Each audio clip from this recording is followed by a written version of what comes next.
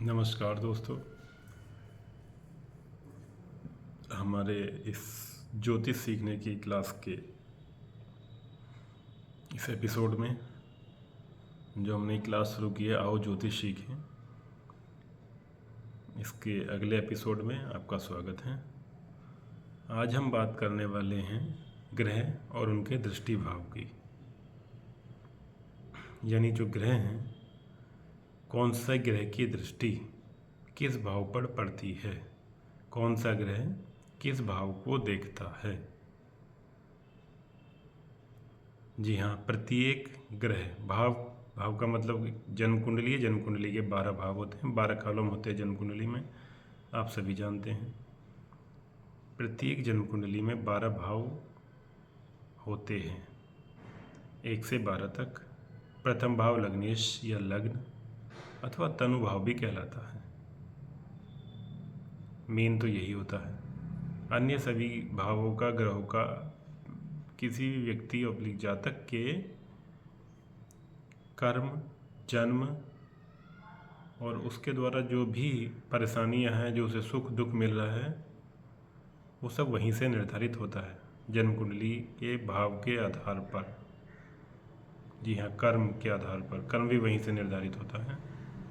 तो आज हम उन्हीं भाव में ग्रह की दृष्टि देखेंगे, यानी किस ग्रह की दृष्टि किस किस भाव पर पड़ती है और किस भाव पर पड़ती है तो क्या प्रभाव पड़ता है, ये आगे जानेंगे। फिलहाल आज की वीडियो में हम बात करेंगे ग्रह और उनके दृष्टि भाव। यदि सबसे पहले बात करें मंगल की दृष्टि, जो मंगल ग्रह है उसकी दृष्टि 4th, 7th और 8th यानी चौथे, 7वें और 8वें भाव को देखता है मंगल। जो मंगल ग्रह जहाँ भी बैठा है, किसी भी जातक कुंडली में किसी भी स्थान पर यदि मंगल बैठा है तो वो वहाँ से 4th, 7th और 8th यानी 4, 7, 8वें भाव को देखेगा, यानी उस पर भी दृष्टि डालेगा। यदि मंगल खराब है तो खराब दृष्टि डालेगा, अच्छा है तो अच्छी दृष्टि डालेगा। खराब है तो खराब फल मिलेंगे, अच्छा है तो अच्छे फल मिलेंगे। अब अगले ग्रह पर आ जाते हैं शुक्र ग्रह पर। शुक्र की दृष्टि होती है केवल 7th हाउस पर, 7वें भाव पर, यानी जहाँ से बैठा है वहाँ से 7वें घर की तरफ, 7वें भाव की तरफ, 7वें खाने की तरफ, जिसे भी आप जो भी आप समझ लें, कॉलम समझ लें, उस तरफ ग्रह देखेगा। कौन सा ग्रह? शुक्र ग्रह की दृष्टि केवल 7th हाउस पर होते हैं, 7वें भाव पर देखता है शुक्र ग्रह। इसके बाद शनि ग्रह 3, 7 और 10 यानी तीसरे हाउस को, 3rd हाउस को, 7th हाउस को और 10th हाउस को, 3, 7 और 10वें भाव को शनि ग्रह देखता है जहाँ से बैठता है। उसके आधार पर उसके फल भी मिलते हैं। अच्छी जगह है तो अच्छे फल देगा, बुरी जगह पर है तो बुरे फल देगा, गलत जगह पर देखेगा गलत फल देगा। ये सब वहीं से डिपेंड करता है। चौथा ग्रह है हमारा बुध। बुध ग्रह, जो चौथा ग्रह है बुध, उसकी दृष्टि भी 7th है, 7th हाउस पर देखेगा केवल, यानी बुध केवल 7वें हाउस को देखता है। जो ग्रह हैं, जो उनके स्वामी हैं, वो सभी अलग अलग चीज़ें हैं। फिलहाल हम देख रहे हैं ग्रह और दृष्टि। जो ग्रह है वो बुध ग्रह 7th हाउस को देखता है। ये तो विवादास्पद चीज़ है क्या कि ग्रह 7th हाउस पे देखेगा क्या, या 7th हाउस में जो ग्रह बैठेंगे उस पर कितना प्रभाव पड़ेगा, ये सब अलग अलग चीज़ें हैं, ये सब बात की चीज़ें हैं। और ग्रह बुध की बात करें, बुध ग्रह के स्वामी कौन है? बुधवार, जैसे बुधवार है और इनके ग्रह हैं, वार के स्वामी ये स्वयं है। अगली बार आ जाए, बुध के बाद सूर्य की बात कर लेते हैं। शुक्र की बात कर चुके हैं, शुक्र 7th हाउस की तरफ को देखता है। बात करते हैं सूर्य की। सूर्य भी 7th हाउस की तरफ ही देखता है, केवल एक दृष्टि है सूर्य की, 7th भाव में, 7th हाउस में देखता है सूर्य। चंद्रमा की भी 7th हाउस ही केवल एक दृष्टि है, केवल वो 7th हाउस की तरफ देखता है। अगले ग्रह की बात करें राहु, जो छाया ग्रह है हमारे, ये 5वें घर को देखता है, 7th यानी 7वें घर को, और 9th यानी 9वें घर को। 5, 7, 9 हाउस बोलें, भाव बोलें, उनकी तरफ ये देखता है। वहीं से जातक के जन्म और उसके कर्म, उस पर मिलने वाले पाप पुण्य, अच्छे कर्म, उसे मिलने वाले दुख सुख वहीं से निर्धारित होते हैं। यदि बात करें केतु की, केतु भी 5, 7 और 9 यानी 5वें, 7वें और 9वें भाव को देखता है। दृष्टि भाव है ये। 5वें, 7वें और 9वें भाव पर केतु की दृष्टि होती है। गुरु की दृष्टि भी 5, 7 और 9वें भाव पर होती है।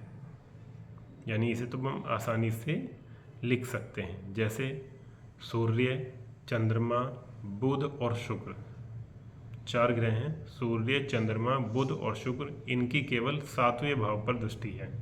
ये केवल 7वें भाव को देखते हैं। सूर्य, चंद्रमा, बुध, शुक्र, ये 4 ग्रह केवल 7वें भाव को देखते हैं ओनली। और यदि राहु, केतु की बात करें और गुरु, राहु, केतु और गुरु, ये 5, 7 और 9 यानी 5वें, 7वें और 9वें भाव को देखते हैं। इसी के साथ जो राशियां बताई गई थी, हमने राशि बताई थी 12, मेष, वृषभ, मिथुन, कर्क, सिंह, कन्या, तुला, वृश्चिक, धनु, मकर, कुंभ और मीन। इन राशियों के अलग अलग तत्व होते हैं, यानी कौन सी राशि किस तत्व की है। यदि बात करें मेष राशि अग्नि तत्व की है। वृषभ राशि पृथ्वी तत्व की है, यानी उसमें पृथ्वी तत्व के गुण मिलेंगे। मेष राशि में अग्नि तत्व के गुण मिलेंगे। मिथुन राशि में आकाश तत्व के गुण मिलते हैं। कर्क राशि में जल तत्व के गुण मिलते हैं। तत्व तो 4 ही हैं। तो फिर से सिंह राशि में अग्नि तत्व के गुण मिलते हैं, यानी अब हो गए मेष और सिंह राशि में अग्नि तत्व के गुण मिलते हैं। कन्या राशि में पृथ्वी तत्व के गुण मिलते हैं। यही मकर राशि में पृथ्वी तत्व के गुण मिलते हैं। कन्या के बाद तुला राशि में आकाश तत्व के गुण मिलते हैं। वृश्चिक राशि में जल तत्व के गुण मिलते हैं। धनु राशि में अग्नि तत्व के गुण मिलते हैं। यानी इनकी तत्वों की बात कर रहे हैं हम, किस राशि में कौन सा तत्व होता है।